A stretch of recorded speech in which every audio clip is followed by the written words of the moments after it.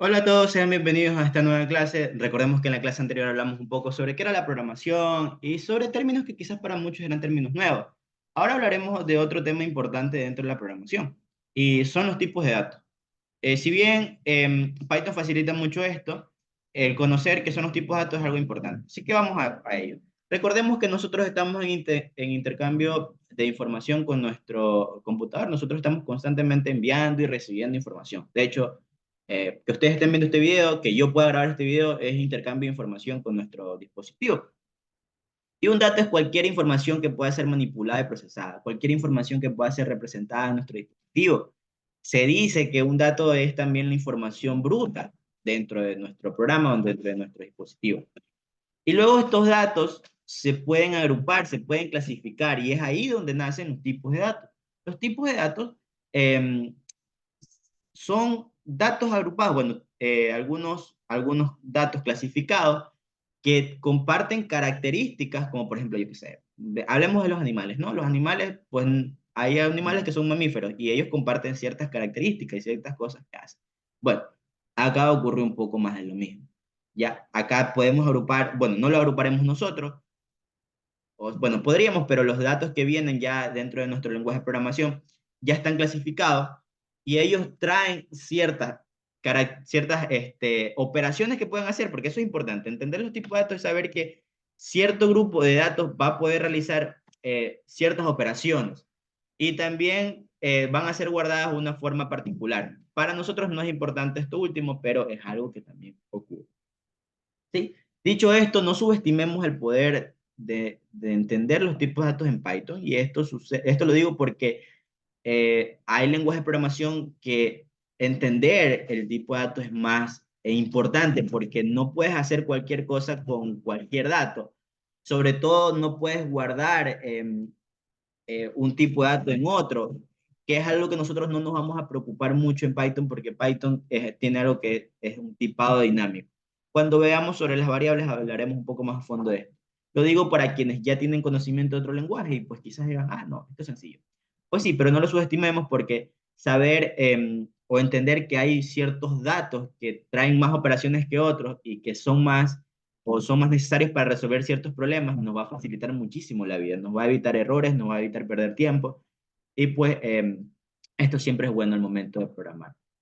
Entonces, Python tiene datos básicos, no existen como tal datos primitivos porque en Python todo se trabaja como una clase, pero tiene datos básicos. De hecho, Python tiene datos integrados, él tiene muchos datos integrados, que para otros lenguajes de programación habría que trabajar con alguna librería o con alguna otra cosa. Python ya lo trae integrado y eso es bastante bueno.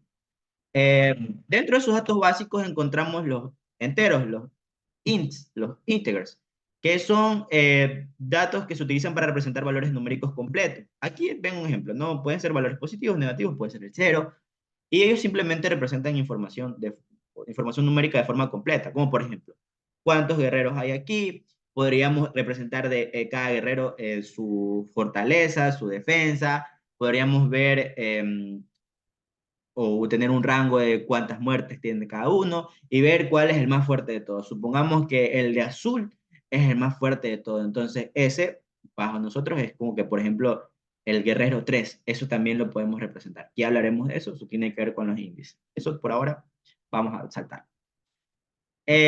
Luego tenemos también los decimales o los floats, que son también conocidos como números de punto flotante. Y esto es importante. Ojo, cuidado. Cuidado con escribir números con coma, porque eso es un error.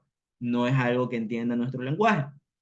¿Ya? Aquí los datos decimales se representan con puntos. Sí, se representan con puntos.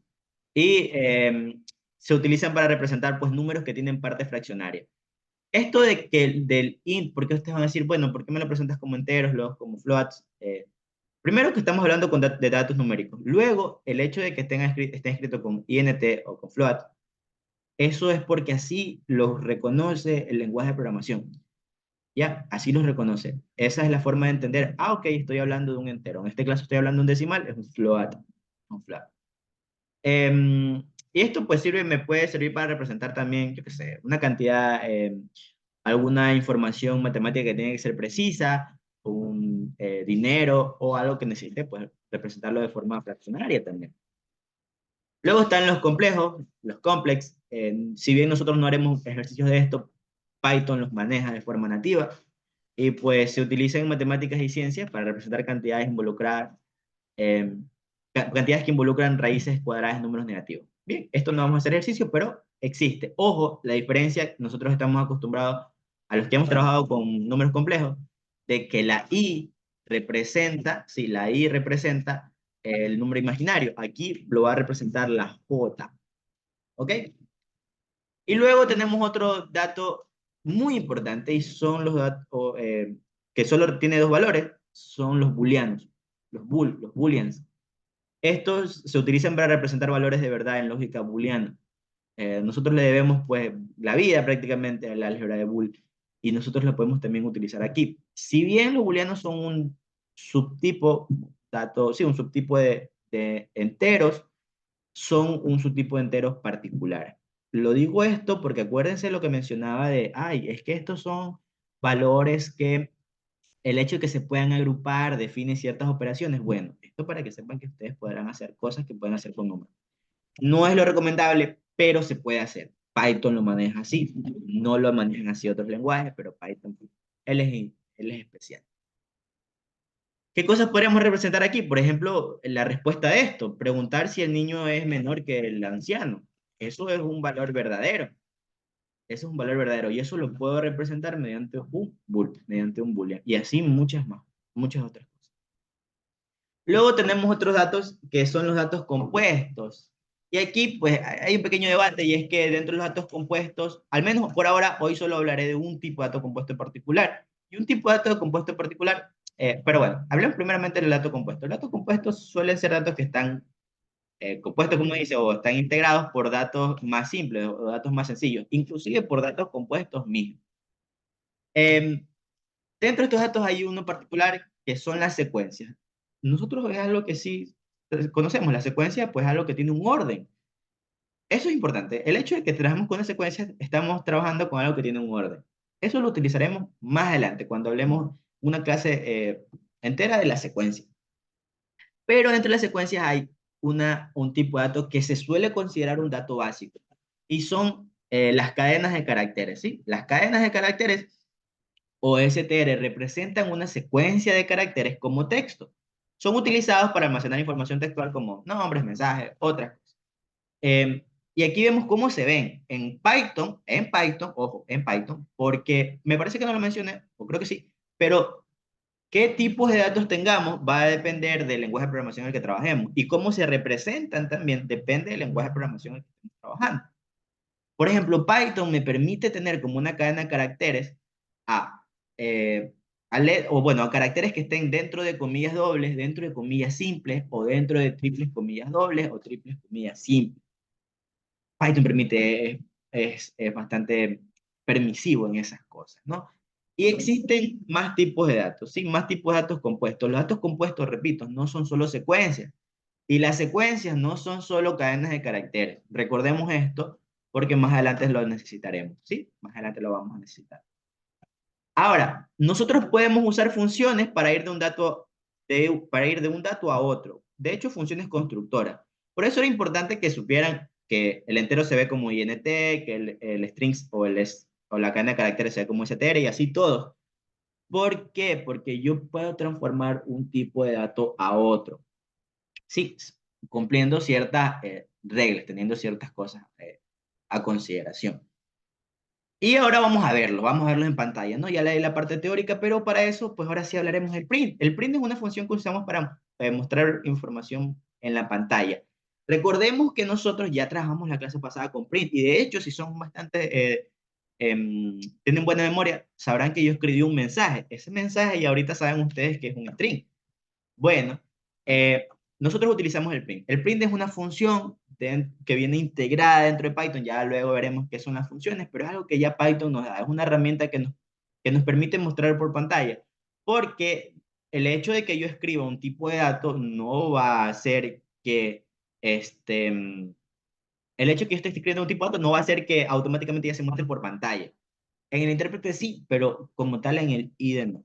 ¿Ok? Entonces, tengamos cuidado con eso. Y el print es chévere porque el print usa internamente el STR, porque él está mostrando solo caracteres por pantalla. Entonces él usa el STR internamente, él utiliza el constructor. Ok, y ya antes de mostrarla por pantalla, vamos a ver la última función. Existe la función type. Esto es importante porque nos permite conocer el tipo de datos con el que estemos trabajando.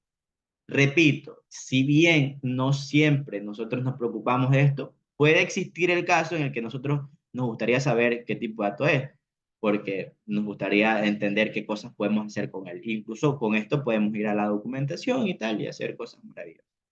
Yo aquí he preparado cierto código, vean que está aquí este código aquí, y yo lo primero que voy a hacer en este código va a ser ejecutarlo. Lo voy a ejecutar para que ustedes se den cuenta de algo. Si yo lo ejecuto, no se muestra nada. Y no se muestra nada, a pesar de que hay código escrito aquí, porque nos encontramos con algo nuevo. Y son los comentarios. Los comentarios son la almohadilla o el numeral seguido de texto, de caracteres. Los comentarios en cualquier lenguaje de programación no se leen. Otra vez, depende del lenguaje, la forma en que se escribe un comentario, ¿no? Pero en Python se escriben así. Nosotros también podemos hacer comentarios multilíneas que se escriben de esta forma. Escribes triples comillas dobles y aquí comienzas a escribir comentarios. Hola, soy un comentario. Sí, les enseño esto porque así ustedes a veces pueden dejar anotaciones para, yo qué sé, si algún amigo les está explicando o si ustedes mismos quieren acordarse luego que hacía ese código, lo pueden dejar. Si bien no está en una buena práctica, pues nosotros no nos preocupamos de eso por ahora. Y aquí vamos a hacer dos cosas. Voy a imprimir para que vean cómo se ve el tipo de datos y luego voy a imprimir el type para que vean qué tipo de datos, ¿no? Entonces, si yo imprimo esto, imprime el 5 y me dice que es de tipo entero. Si yo imprimo los de acá abajo, me va a decir menos 7,8 y me va a decir qué tipo de datos sería esto. Un float, ¿verdad? Ya. Entonces vean esto, ¿no? El de acá, este otro tipo de dato con el que ya estuvimos trabajando, este es un dato de tipo complex o complejo. Vean cómo se está viendo. Ahora, recordemos algo, ¿no? Vean cómo se están viendo los números, porque es importante. O sea, los números simplemente se muestran y ya. Claro, el complejo tiene otras cositas, pero ellos simplemente se muestran. O sea, no tienen nada más acompañándolos. Acá, por ejemplo, y aquí viene la diferencia, vamos a comentar el resto. Bueno, vamos a dejar comentado al menos hasta el primero. Vean cómo eh, pues aquí tenemos ahora un str. Sí, tenemos un str. Y esto es un string. Este ya se diferencia porque, claro, todos ellos eran numéricos, como que eran parte del mismo tipo de datos. Yo les decía, cuando les presentaba, o si veían la diapositiva, veían que la parte izquierda decía numérico. Pero esto ya es un tipo de datos str. Y ellos ya no, él no está agrupado en ese otro tipo de datos en particular. O sea, de hecho, pudieron pudieron entender que dentro de esas clasificaciones de tipos de datos habían subclasificaciones. Bueno, acá estamos ante ya algo ya diferente porque el STR no es una subclasificación. Y pues podemos ver también que tenemos la conversión de datos, que era de la que yo hablaba, y es esto de aquí, vean. ¿Ya? En este caso, el 5 es un entero, pero le pasé el float. Entonces él dice, bueno, debería ser decimal. Entonces cuando ya imprime el tipo de datos, él no dice que es un entero, él dice pues que es un float. Y una cosa que sí me gustaría mostrar es la diferencia de estas dos cosas. ¿Qué pasa si yo le digo, oye, otra vez imprímeme el 5 y por acá le voy a decir en cambio que me imprima el tipo, pero el tipo de, aquí le vamos a pasar 5 así como está escrito. Me parece que me falta, ¿tengo algo más? Ajá, ahí tengo algo más. Bueno, no hacía la diferencia, pero lo vamos a quitar. Entonces vean cómo este es un 5 y este es un 5 pero tiene comillas. ¿Cuál va a ser la diferencia, Robespierre? Bueno, la diferencia es que uno va a ser de tipo entero y otro va a ser de tipo str. Las comillas marcan la diferencia. Python, a pesar de que, pues, es inteligente para ciertas cosas, él no va, bueno, de hecho lo correcto es que él no pueda entender que esto es un número. Él automáticamente ve comillas, él dice, ok, eso de ahí es un string. Y eso es toda la clase de hoy. Pues en la siguiente ya hablaremos sobre las variables y ya nos acercaremos poco a poco a los ejercicios. Listo. Espero que les haya gustado. Dejen pues su me gusta, su comentario si fue así.